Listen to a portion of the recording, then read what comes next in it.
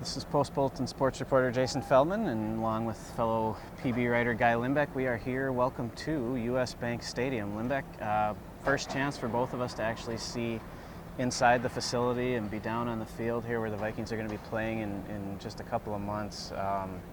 Beautiful place. Makes me think back to when Target Field opened and also when the XL Center opened over in St. Paul. Just vastly different than what we're used to watching the Vikings playing in. I guess your initial thoughts on their new home. It's very purple.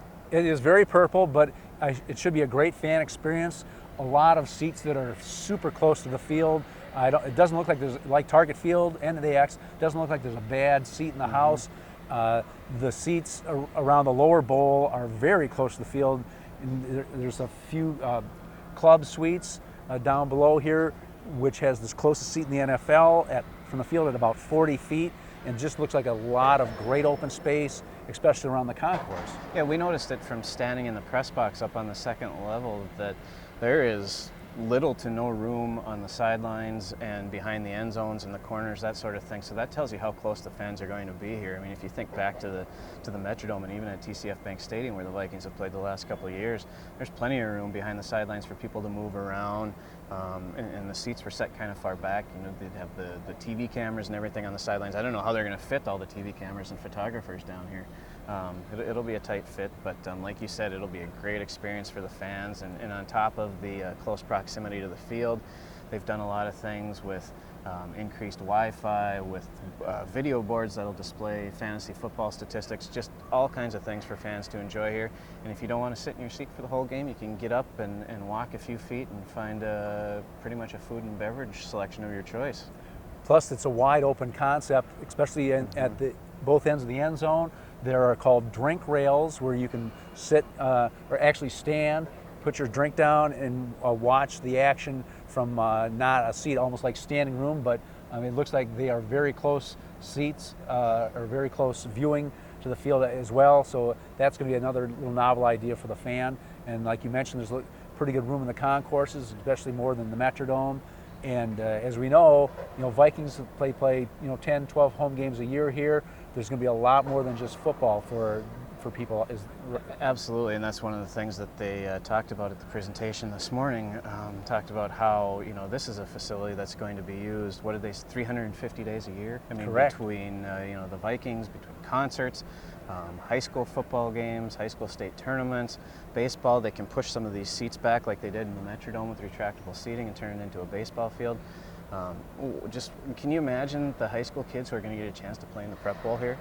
I mean, how cool is that? That'll be fantastic. To get to break in a brand new facility that many people won't have even seen by that time. So that's going to be a pretty cool deal come November.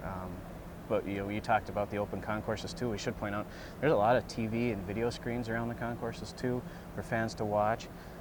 Just so many features here. We can't even mention them all. Right, enormous. This is like one of the bigger video boards in the NFL right up here, like 120 feet wide. It's just enormous. And as we know, there's going to be a lot more than sporting events going on.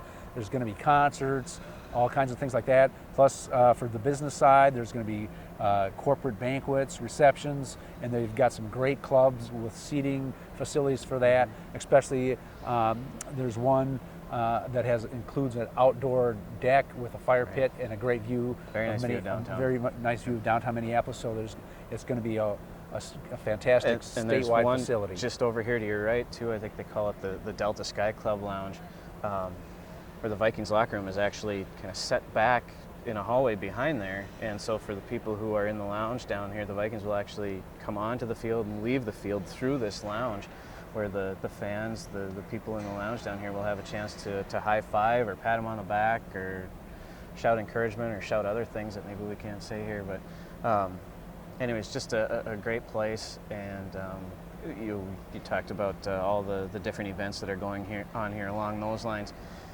If you can't afford a ticket to a Vikings game, if you're not a Vikings fan, but you still want to come up and see the place, there are all kinds of opportunities. They have an open house this weekend that I believe you have to get tickets for through Ticketmaster. They don't cost anything, but you have to go get them. They're talking about doing an event like that again this winter where people can come and see it. They're talking about having some open events where people can come and just walk or rollerblade or run around the concourse, whatever they want to do, just to get people in here and be able to see what $1 billion builds these days.